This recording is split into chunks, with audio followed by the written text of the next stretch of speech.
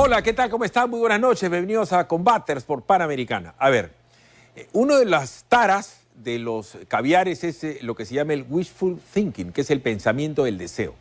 Que ellos tienen en su cabeza un mundo que debe ser parecido, no sé, a Ganímedes, a Neverland, ¿no es cierto?, al de Alicia en el País de las Maravillas, y genera una narrativa para inventar un mundo de esa naturaleza y a veces tienen una eficiencia inmensa.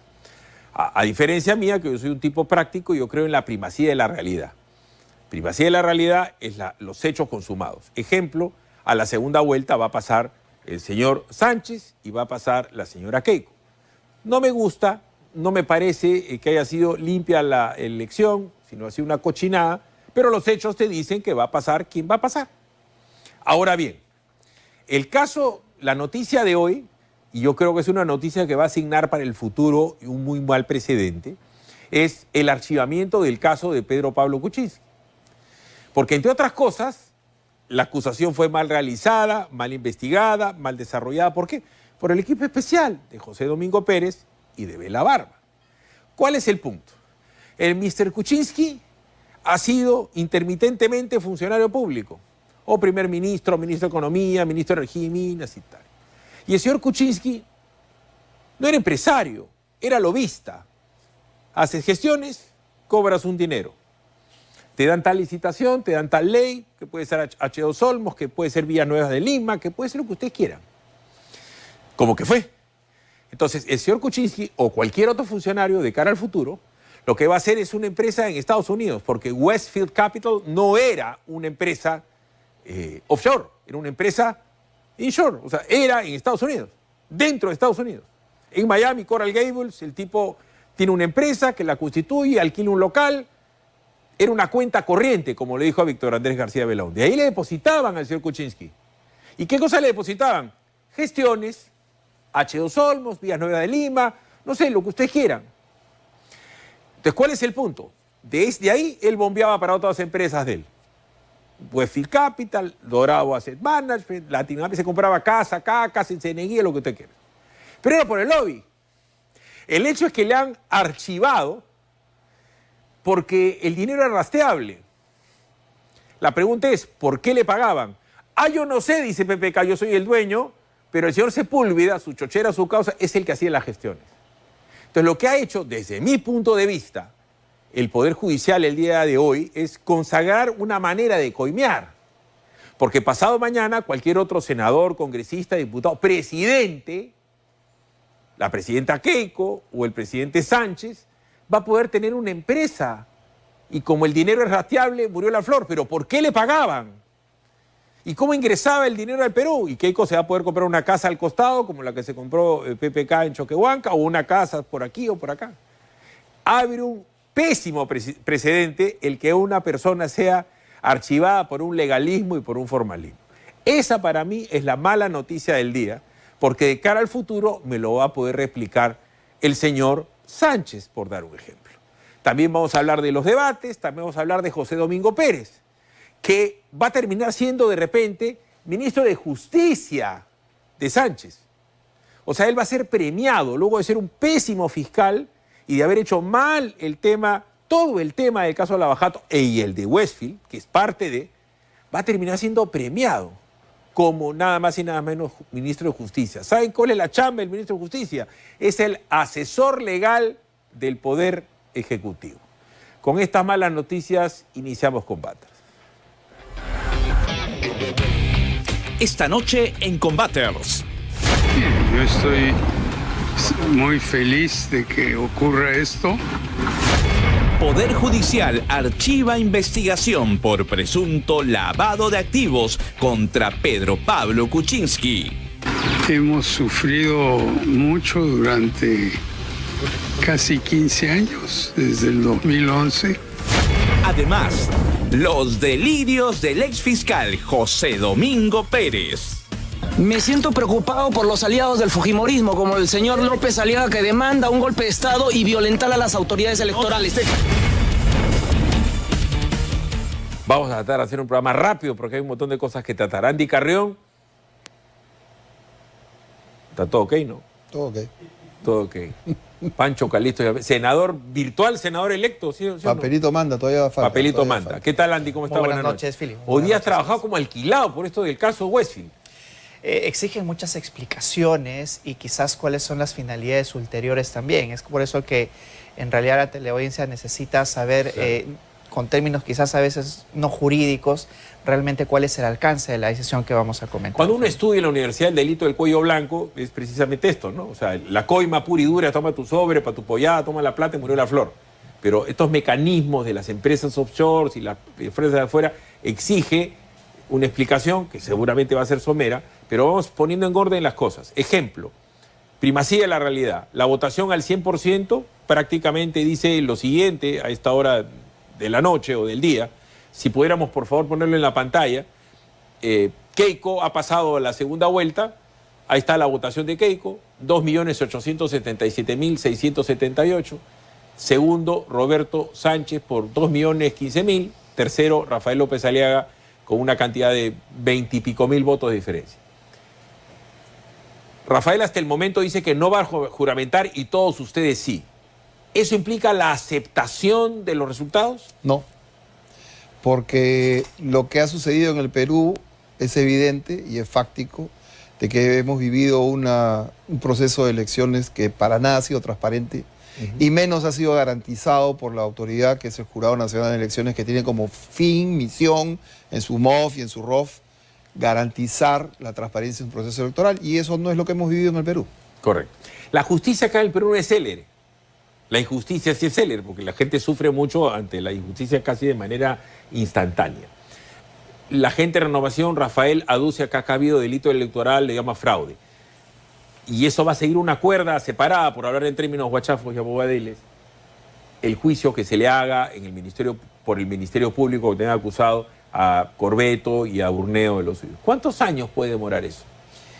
Mínimo unos 4 o 5 años hasta siquiera esperar una decisión en una primera instancia, Philip. Mira, el caso de Pedro Pablo, que vamos a comentar seguro en unos minutos, han durado muchos años. 11. El equipo especial se ha conformado a fines del 2016. Estamos en 2026.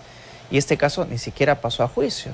Ajá. Tuvo que venir un juez para archivar y una decisión de la Corte Suprema, etc. Así es que volviendo al caso de Piero Corbeto, estamos, yo diría, por la etapa inicial, absolutamente inicial, y con las consecuencias que puedan haber en las dilaciones, porque también existe un plazo razonable que estigmatice en realidad a las personas. Lo ideal sería que si te van a atribuir varios delitos, pues se dilucide la situación de una manera célere. A ver, ahí tiene que haber una tipificación adecuada que diga cuál es el delito electoral, porque la palabra fraude pues es inmensamente grande, ¿no? Entonces tiene que haber un delito tal cual, porque si ha habido colusión con Gálaga, ese es un tema.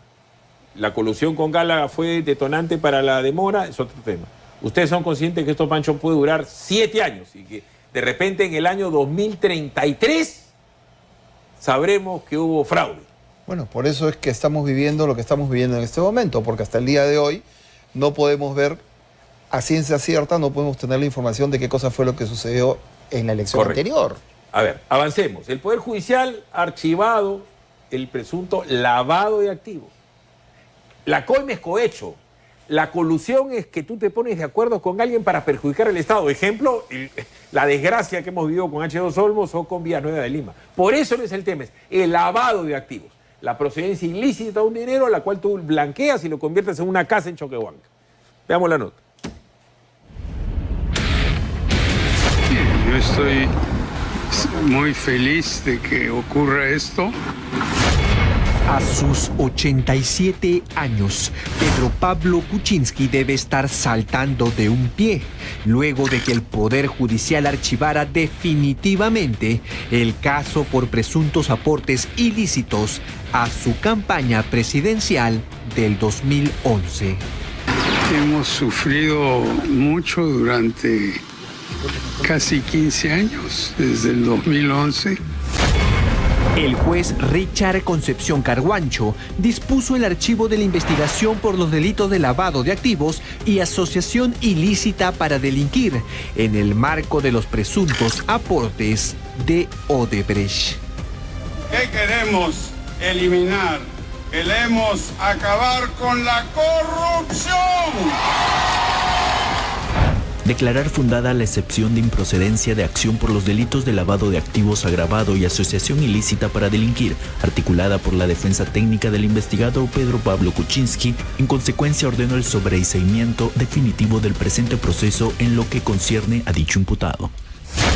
Según la tesis fiscal, Odebrecht habría entregado cerca de $300,000 para la campaña de PPK en 2011. Sin embargo, el magistrado consideró que el dinero fue transferido a través del sistema financiero formal, por lo que su origen podía ser rastreado y no configuraba el delito de lavado de activos, según la normativa del año 2011.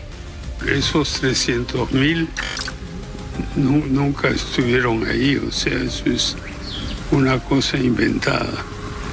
Y Westfield era mi cuenta en Estados Unidos. Yo tengo derecho a poner plata en mi campaña, ¿no? A mí me gusta Pedro Pablo. PPK. Claro, a mí también. ¿Ya has visto que está subiendo en las encuestas? ¿Cómo no va a subir? Si el tío es un capo, él la conoce. Ese tío es lavacero, vas a ver. Yo voy a votar por él. Al descartarse este delito, también quedó sin sustento la acusación por asociación ilícita para delinquir. La fiscalía sostenía que los fondos habían sido canalizados desde el extranjero, pero el juez remarcó que existió trazabilidad del dinero.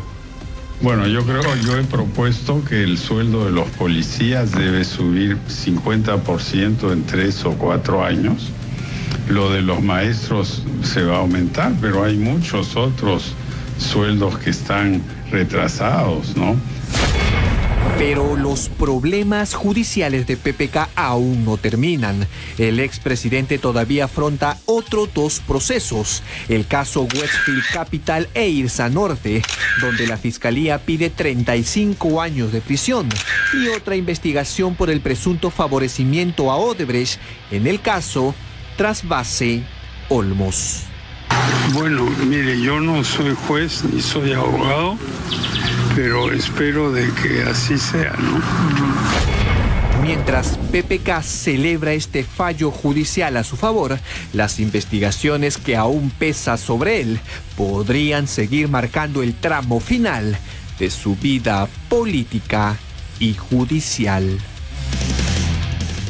Ahora, ¿por qué hice la introducción con respecto a Westfield y tal? Porque el dinero que Odebrecht le da para su campaña lo deposita él mismo, dice, viene a Westfield y de Westfield viene, yo pongo para mi propia campaña, fuera de los límites y tal. Pero Westfield era una cuenta, pues no era una empresa, no había servicio por lo que le daban, pero nadie le importa el por qué le daban. Explícanos el caso.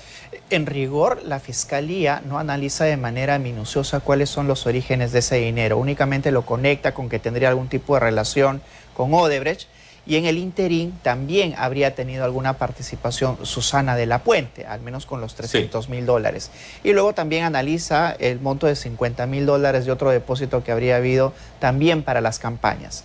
Pero no, va un paso más atrás. Es por eso que el argumento principal por el cual resuelve precisamente esta excepción de improcedencia de acción es si concurre o no la trazabilidad de los dineros. Pero hay que indicar algo importante. Justo en el informe se puntualizó de la norma vigente en aquel entonces. Estamos hablando, Philip, del año 2011.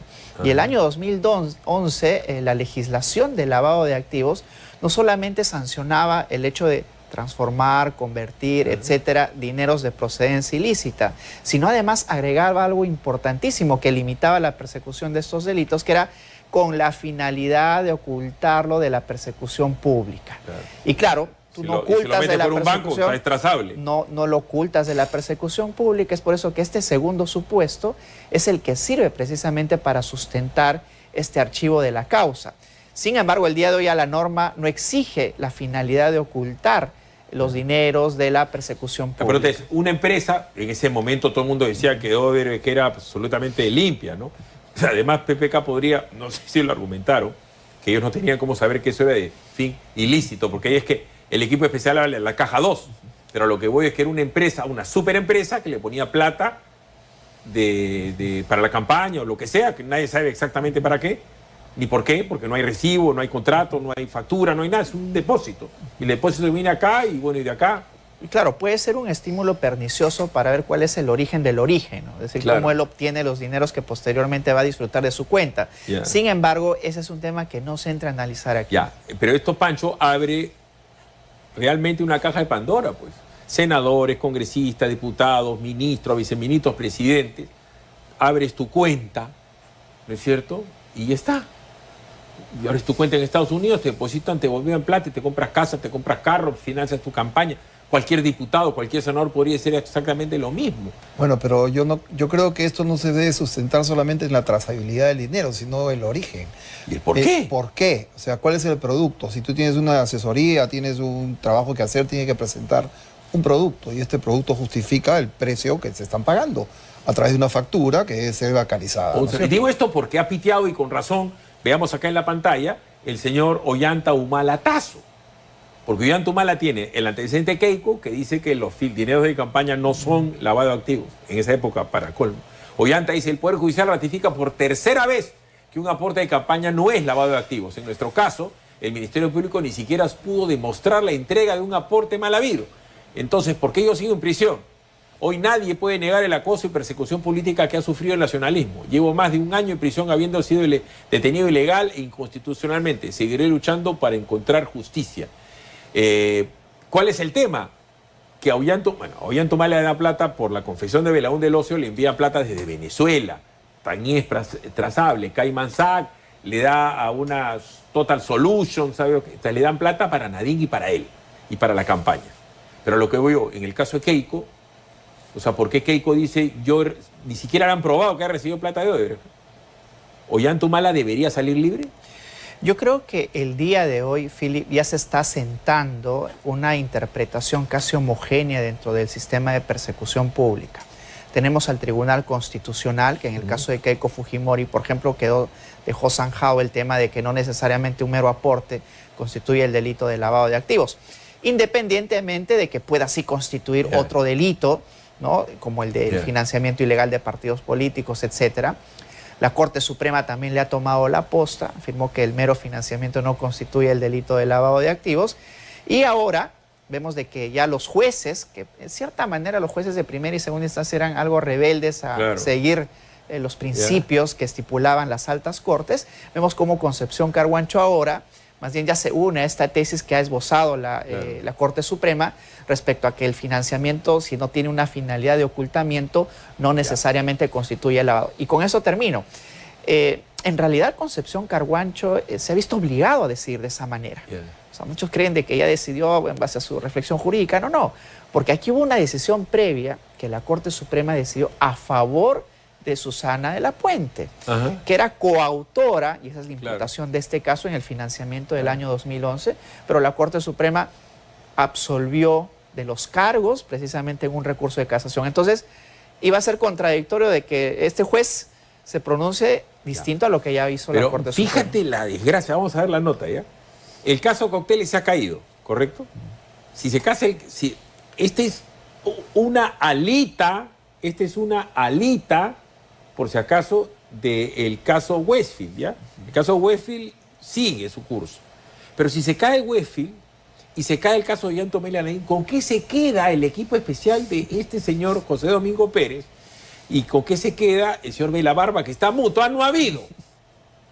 Digo esto porque ese puede terminar siendo el ministro de Justicia, Pancho. El asesor legal del futuro gobierno es un fracasado absoluto en la persecución. Pero siempre lo fue. Lo fue desde que le devolvieron 20 veces la acusación fiscal y de que reprobó el examen para ser juez y ahora quiere ser ministro de... Pero no asume... La culpa es de Tomás Aladino Gálvez. Es más, creo que de manera torpe, bailó con Patricia Benavides, ya está también consumada la pendejada. Veamos. Tengo entendido que la investigación que conduje, que viene a ser el caso Westfield, se encuentra con una acusación a la expectativa de que se pueda señalar la fecha de juzgamiento. Son otras investigaciones las que el señor Pedro Pablo Kuczynski tenía por financiamiento de sus actividades de campaña política, pero queda claro que ese es el resultado del manejo de Tomás Gálvez, es decir, las investigaciones y los procesos en la Fiscalía, luego de la desactivación del equipo especial, comienzan a presentar estas fisuras, a archivarse, a caerse, porque lamentablemente la impunidad impera actualmente en la Fiscalía. Ya vimos el baile de la impunidad en donde Tomás Gálvez y Patricia Benavides bailaban después de que Tomás Gálvez le había archivado una investigación con indicios bastante graves, que era el caso Valquiria. Eso es lamentablemente la muestra de lo que el señor Tomás Gálvez buscaba, desactivando el equipo especial Lava Jato, y la consecuencia de haber generado toda esta circunstancia de impunidad que no ayuda en nada en la lucha contra el crimen. El que ha hecho mal toda esta acusación, el que ha hecho mal su chamba, ha sido José Domingo Pérez. Lo que pasa es que ahora el fiscal de la Nación es Tomás Saleno Gálvez, pero que archiva no es la Fiscalía, es el Poder Judicial. El hecho es que se victimiza a José Domingo Pérez sabiendo que lo que va a venir, lo grande, es que se cae el caso Westfield. Con lo cual se cae pues 3 presidentes. Veamos la nota. Señor, acá, todo está acá. No me voy a olvidar. Ya no quedan dudas de su histrionismo, de su incapacidad profesional y de sus motivaciones políticas cuando debía ser imparcial.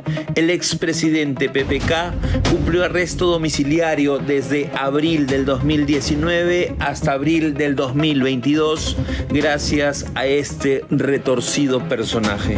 No contento con esta medida, en agosto del 2019 pidió que se varíe su situación a prisión preliminar porque supuestamente Kuczynski incumplió reglas de conducta.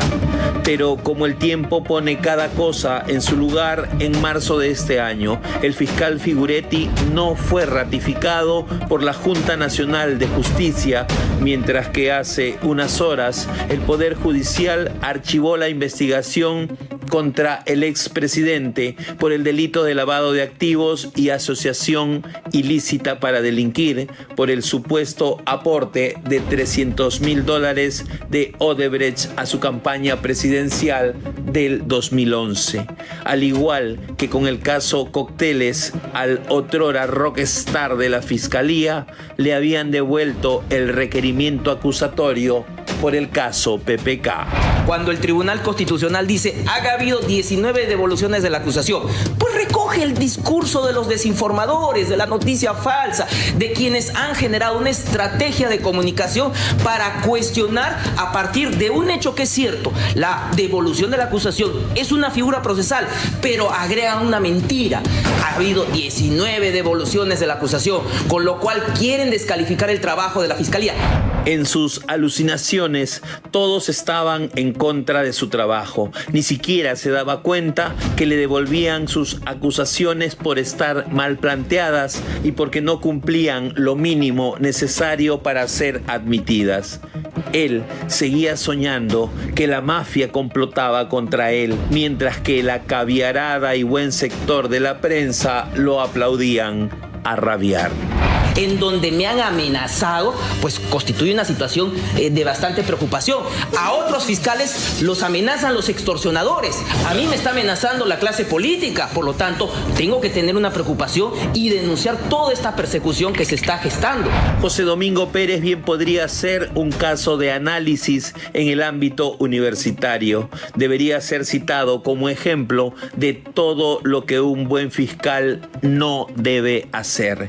Ni bien fue expectorado de la Fiscalía, el inefable José Domingo se quitó la careta y se puso el sombrero. Se alió con el partido Juntos por el Perú y hasta contesta así cuando le preguntan por su defendido, el golpista Pedro Castillo. Creo que la libertad del presidente Pedro Castillo es una, digamos, necesidad para el reconciliamiento de lo que debe haber en nuestro país. Hay que tener en cuenta, y esto nuevamente lo digo y lo repito, aunque ciertos líderes de opinión de la capital se sientan ofendidos, el 7 de diciembre del año 2022 no hubo un golpe de Estado. ¿Quién en su sano juicio piensa que la libertad del maestro Chotano es una necesidad nacional? Usted se siente feliz de defender a un dictador Pedro Castillo. Usted era persecutor antes del delito y ahora está a favor del delito. ¿Cuál es la situación de usted? Me siento preocupado por los aliados del fujimorismo, como el señor López Aliaga, que demanda un golpe de Estado y violentar a las autoridades electorales. Usted que favoreció a Odebrecht sigue dando vergüenza como fiscal. ¿Qué pasó, señor Domingo? Me preocupa más bien los aliados de la señora Fujimori. José Domingo Pérez es lo que las redes llaman un fujitraumado. Le pregunten por Pedro Castillo o por el clima, siempre responderá: Fujimori tiene la culpa. Es la venganza de la señora Keiko Fujimori, pero que se ha ido tratando, ¿no?, de ejecutarse ya hace muchas gestiones en la Fiscalía de la Nación. El paladín de las prisiones preventivas sin pruebas continúa así su show. Lo bueno es que el país ya sabe que no era más que un político frustrado con disfraz de fiscal. Así, el fiscalito del milenio demuestra a todos que su verdadera especialidad no era la justicia, sino la política encubierta. A ver, acá la pepa es que según él no hubo delito, que es una necesidad de reconciliación, pero él puede ser el ministro que firme el indulto, ¿cierto? Porque en su concepción no ha habido golpe de Estado, entonces hay que liberar a Castillo. Es más, él está de acuerdo con que el actual presidente también lo haga, porque ha dado una opinión jurídica, ¿o no? Aquí habría que tener un poco de cautela, estando en lugar de un potencial, por decirlo así, ministro de Justicia, Philip, porque lo que primero tienes que atender como ministro de Justicia es a las normas, ¿no? Y entendamos de que para el otorgamiento de un indulto, uno de los presupuestos más importantes es la sentencia firme. Claro, la firmeza de la sentencia. Pero, por información que la prensa también ha vertido, ya solicitó en una primera oportunidad Pedro Castillo el indulto en razón de una circunstancia humanitaria. Y es por eso que le declararon improcedente, porque él tiene que aportar documentación, análisis médico de por qué se encuentra. Sí, claro, pero con si una este señor grave, políticamente lo firma, sabiendo que falta la comisión de indulto, que falta la sentencia consentida, lo firma el presidente del Consejo de Ministros, lo firma o este actual, el señor sale. Es lo que yo estoy diciendo, la primacía de la realidad. Con eso comencé el programa. Le ordenas el ministro de Justicia al del INPE y el del INPE lo saca. Sí, pero la primacía de la realidad también se enfrenta en ocasiones a los tribunales. Recuerda tú cómo fue el caso de Alberto Fujimori con PPK. Pero salió. ¿No? Pero tuvo que volver a raíz de una nulidad que se presentó en la Corte Suprema y luego la Corte Interamericana. Correcto, pero puede salir antes para ayudar a Keiko en la campaña o puede salir después para parar el país de cabeza y tomar el Parlamento donde tú vas a ser senador. Vámonos a una pausa, volvemos rapidito, volvemos.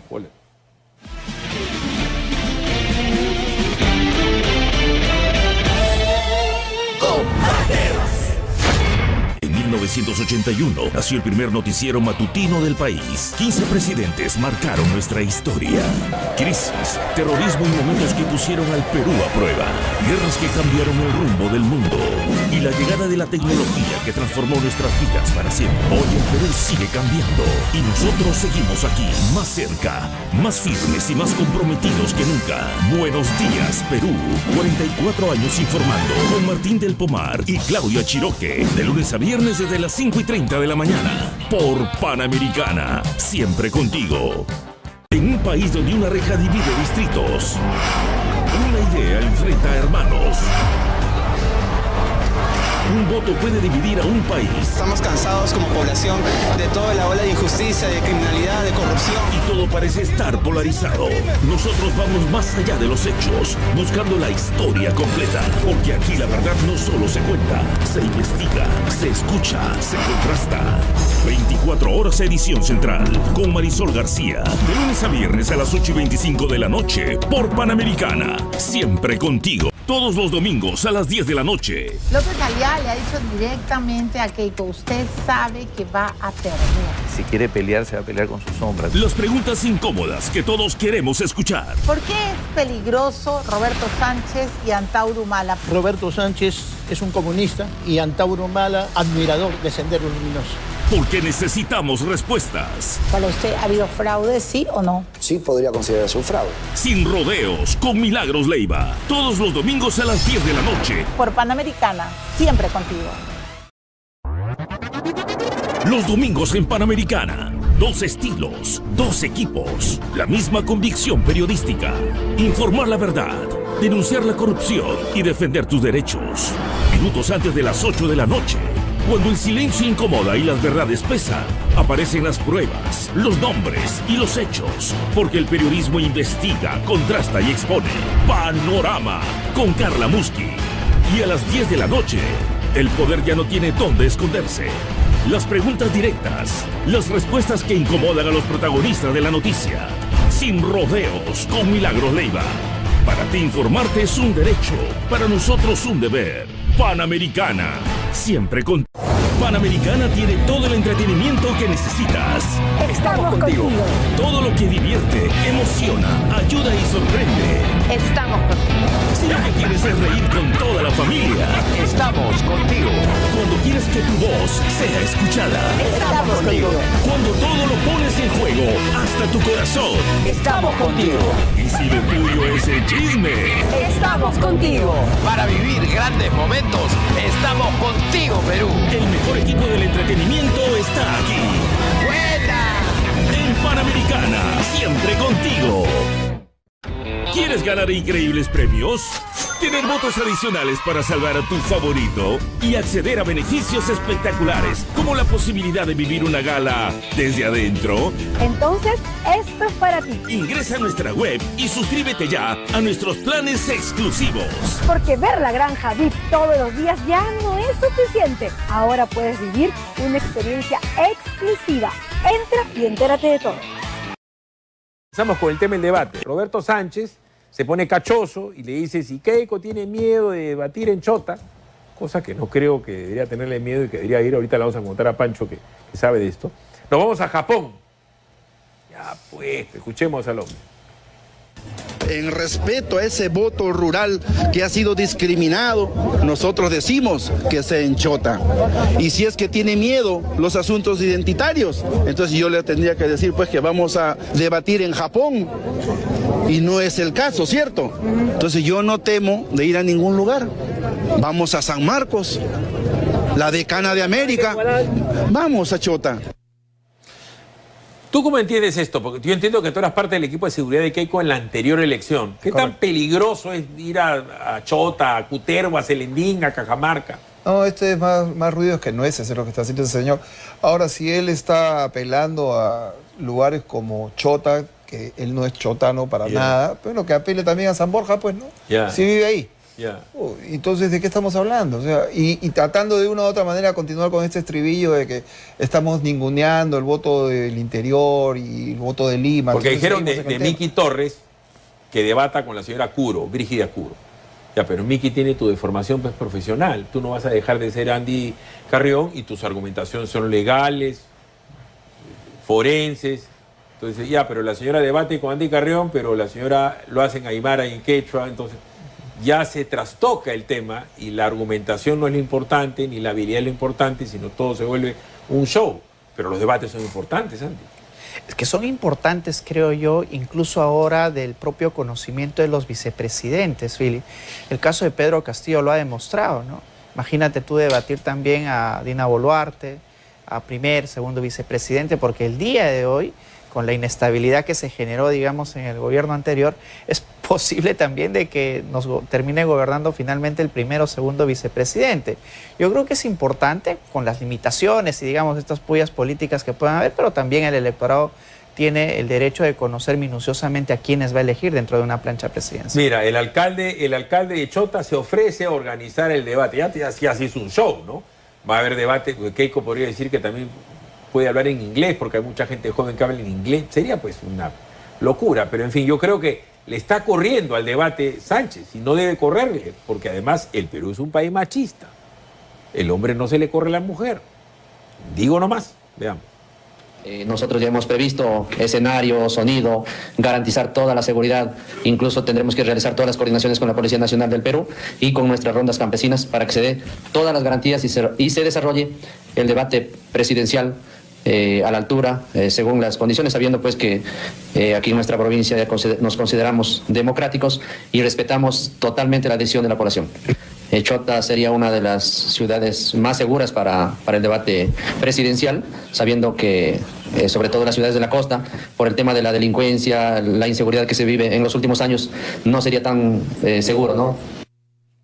Bueno, es verdad, ¿no? Ahí el Código Penal no existe en Chota, ¿no?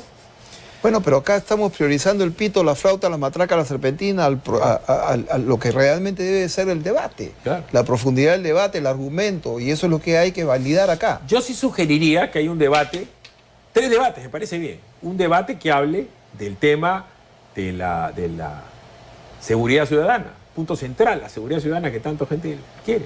Otro debate sobre temas agrarios y otro debate sobre el tema de la agricultura. Habla Keiko. A ver. Ese tipo de comentarios de ir al Japón, la verdad que es un golpe bajo, ¿no? Y estas actitudes de bajeza, ustedes ya me conocen, yo no las voy a contestar. Lo que sí saludo es que finalmente hay la voluntad de que haya debate. Nosotros hemos pedido 3 debates. Bueno, la definición de dónde, cuándo, tiempos, temática, los periodistas que dirigirían el debate, todo eso se va a definir, me imagino, como ha sido anteriormente, en el Jurado Nacional de Elecciones, con los equipos técnicos participando de estas coordinaciones. Lo que ustedes saben, yo no me corro a los debates, siempre creo que es una oportunidad. Hay algo que me raya a mí que la gente no lo entienda, ¿no? Se habló durante años de la mafia del aprismo en el Poder Judicial, ¿cierto? Después se habló del afro-fujimorismo. Después se habló de que Keiko tenía 70 y tantos congresistas. ¿Correcto? Vamos a decir que tú creas en esa teoría. ¿Cómo la metieron presa 3 veces? Si ella gobierna desde el Congreso. Si es tan poderosa, ¿cómo la han metido a la cana 560 días? Es la mujer más poderosa, más tonta de la historia. Escuchemos. Imagínense, yo tengo la culpa de 25 años de incapacidad. Dicen que Keiko tiene la culpa, Keiko tiene poder. Yo me pregunto, si tuviera tanto poder como dicen, no hubiese estado casi 500 días en prisión, ¿cierto? Todas esas narrativas hay que ir contándolas.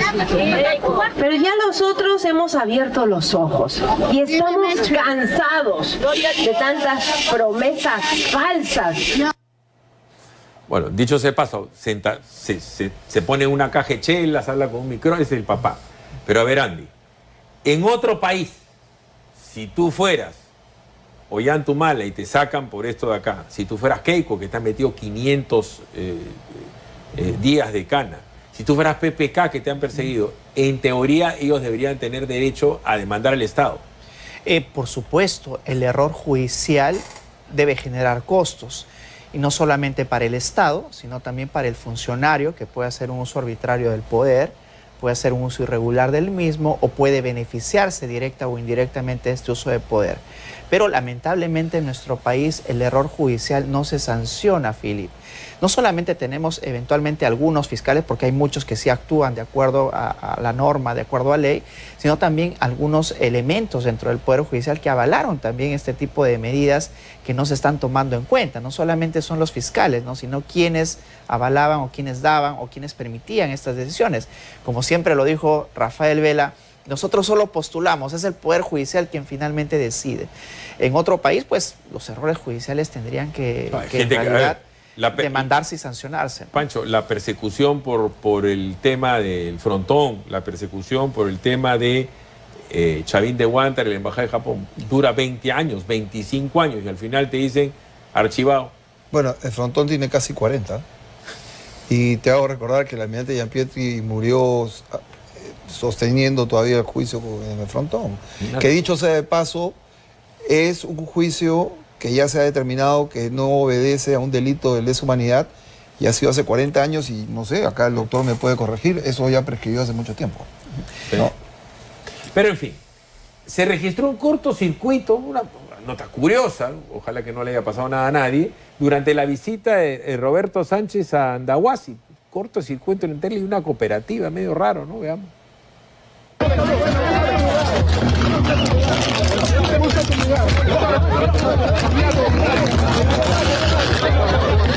Problemas,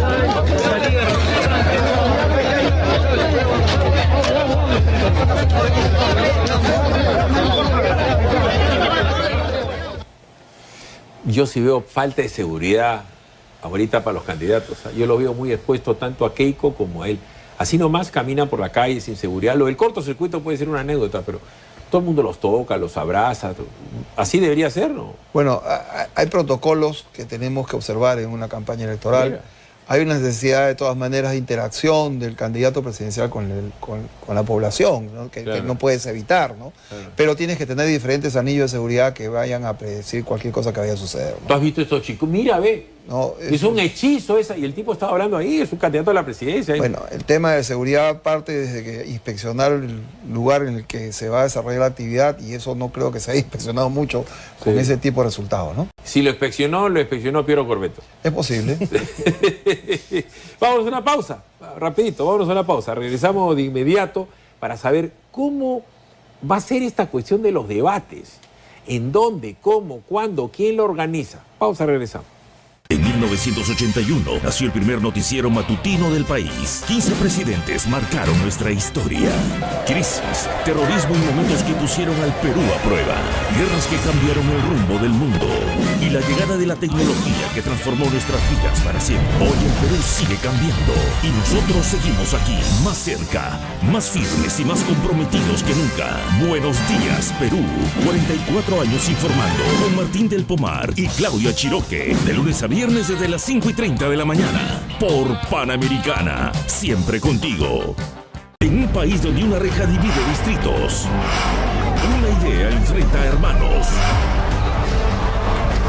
Un voto puede dividir a un país. Estamos cansados como población de toda la ola de injusticia, de criminalidad, de corrupción. Y todo parece estar polarizado. Nosotros vamos más allá de los hechos, buscando la historia completa. Porque aquí la verdad no solo se cuenta, se investiga, se escucha, se contrasta.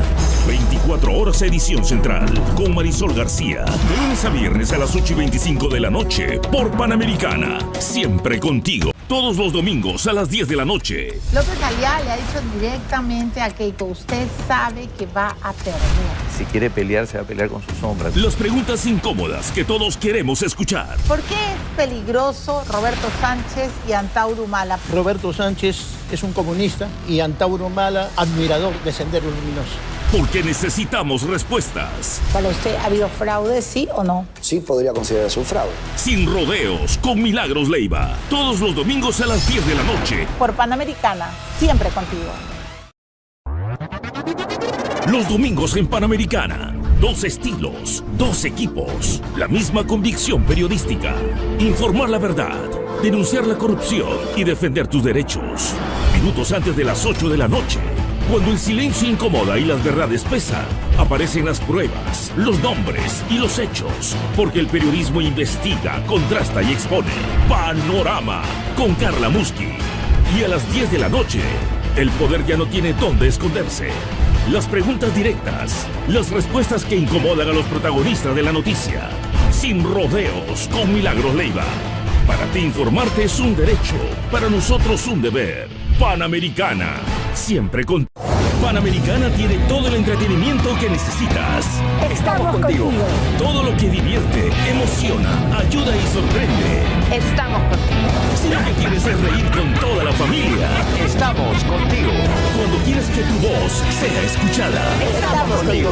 Cuando todo lo pones en juego, hasta tu corazón, estamos contigo. Y si lo tuyo es el chisme, estamos contigo. Para vivir grandes momentos, estamos contigo, Perú. El mejor equipo del entretenimiento está aquí. ¡Buena! En Panamericana, siempre contigo. ¿Quieres ganar increíbles premios? tener votos adicionales para salvar a tu favorito y acceder a beneficios espectaculares, como la posibilidad de vivir una gala desde adentro. Entonces, esto es para ti. Ingresa a nuestra web y suscríbete ya a nuestros planes exclusivos. Porque ver la granja VIP todos los días ya no es suficiente. Ahora puedes vivir una experiencia exclusiva. Entra y entérate de todo. En 1981 nació el primer noticiero matutino del país. 15 presidentes marcaron nuestra historia. La necesidad de que la gente debata y que los señores se presenten y que argumenten, ¿no? Una de las cosas que te exigen, por si acaso, es que tú no tengas nada más que tu ropa.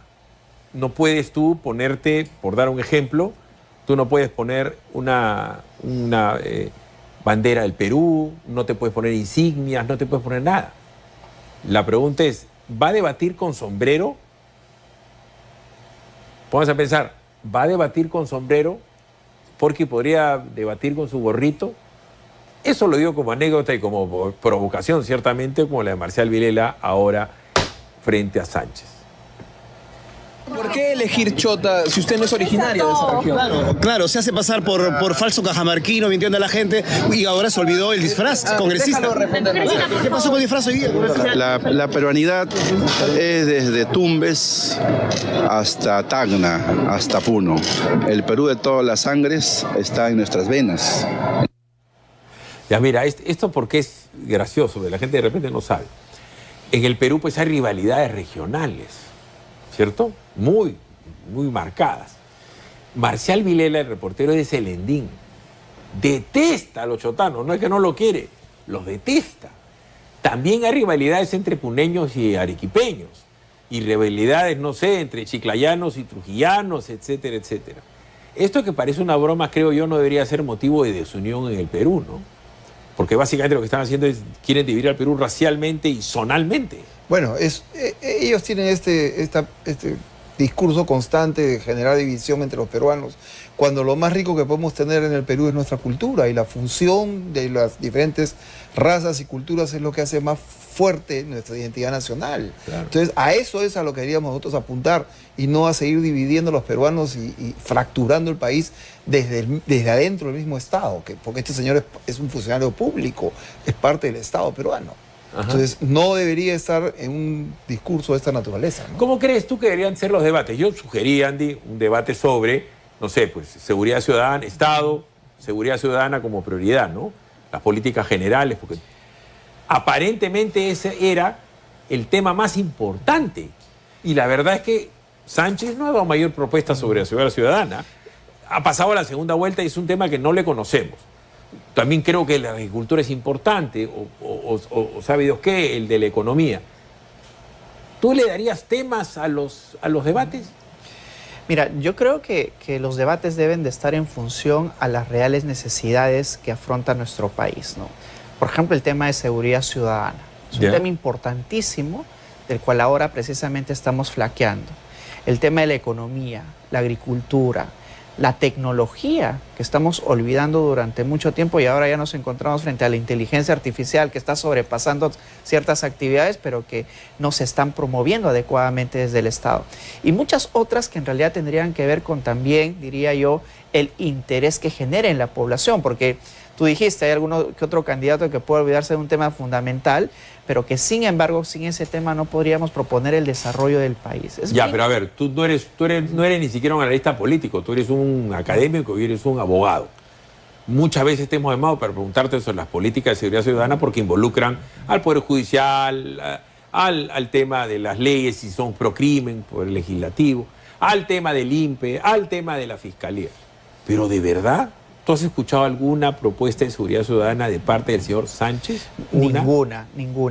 Ahora, tampoco en rigor algo sistemático por parte de Keiko Fujimori, ¿no? Hay que ver también qué han hecho como trabajo precedente desde el Congreso. Pero un poquito más, porque ella sí ha hablado de la inteligencia y tal. Lo que voy es que en el caso de Sánchez, ninguno. Porque también tiene un equipo de seguridad, seguramente. Entonces, la verdad es que los analistas y todos los que pensamos que la seguridad ciudadana iba a ser un tema trascendental no ha sido.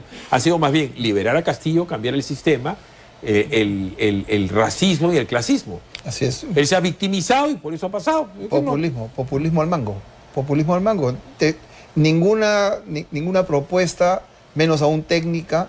Los debates son necesarios, pero no solamente de los candidatos presidenciales, sino también de sus equipos técnicos. Yo quisiera escuchar al general Miyashiro debatiendo con el señor Humala, por ejemplo, tema de seguridad. Sería interesantísimo un tema de esa naturaleza, ¿no? Pero también, y esto para terminar, si uno se pone a pensar en los debates, lo que ha primado, ponte a pensar, ha sido el chiste de Carlos Álvarez, Belmont que dijo abrazos y no tal. O sea, los debates no fueron, los que vimos en la primera parte, ningún caso algo técnico importante por el cual uno le ganó al otro. Era más o menos gags, pullas, criolladas. ¿Va a seguir más de lo mismo? ¿La gente no va a esperar que realmente una propuesta sea mejor que la otra? ¿O va a ser un concurso de simpatías y de cachocería? Bueno, yo creo que los formatos en la primera vuelta para los debates no ayudaron en nada por la cantidad de gente que estaba debatiendo y los tiempos que eran muy reducidos. Pero ahora que tenemos solamente dos candidatos presidenciales, espero que tengamos una ventana de tiempo mucho más amplia para que realmente puedan exponer qué cosa es lo que quieren transmitir al Perú. Es verdad, todo el tema de la seguridad ciudadana es complejísimo, como lo de la agricultura y los demás. Pero vamos a ver qué pasa pues en el tiempo que queda, porque entre tanta ida y vuelta no veo que a la hora de la hora se ponga de acuerdo el Jurado Nacional de Elecciones, que es el que tiene que organizar los debates.